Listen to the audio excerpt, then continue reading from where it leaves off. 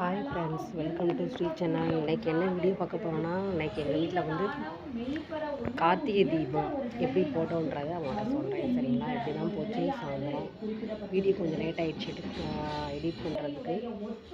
இந்த வீடியோ வந்து நேற்று எடுத்தது தான். சரி, பசங்களை வந்து இன்றைக்கி ஸ்கூல் வச்சுருந்தாலும் நான் ரொம்ப நல்லதாக போச்சு. எல்லாமே முன்னாடி அவங்க ஸ்கூல் விட்டு வர முடியாது ரெடி பண்ணிட்டு எல்லா விளக்குமே வந்து 2 நாளைக்கு முன்னாடி நல்லா தேய்ச்சி வெயிலில் நல்லா காய வச்சு எடுத்துகிட்டு நல்ல வேலையும் இல்லை, வெயில் நல்லா இருந்துச்சு. அப்புறம் நல்லா வெயிலில் காய வச்சுட்டு எண்ணெய் திரிலாம் போட்டு வெளியே எங்கள் ஏரியாவில் எல்லா பேரும் விளக்கு வச்சுருக்காங்கன்னு எட்டி பார்த்துட்டு இருந்தேன். எங்கே யாரும் வச்ச மாதிரி தெரியல.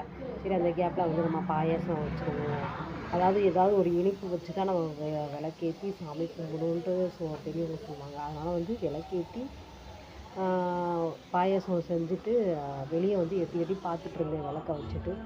அப்புறம் வந்து டிவி ஆன் பண்ணி விட்டேன். அதில் வந்து திருவண்ணாமலை வந்து லைவாக ஓடிக்கிட்டு இருந்துச்சு. அங்கே வந்து தீபம் போடல, நம்ம வீட்டில் தீபம் போடுவோம் அப்படின்னு நான் வந்து குழந்தையா இருக்கல எங்கள் அம்மா அவங்க வந்து ஃபாலோ பண்ணது.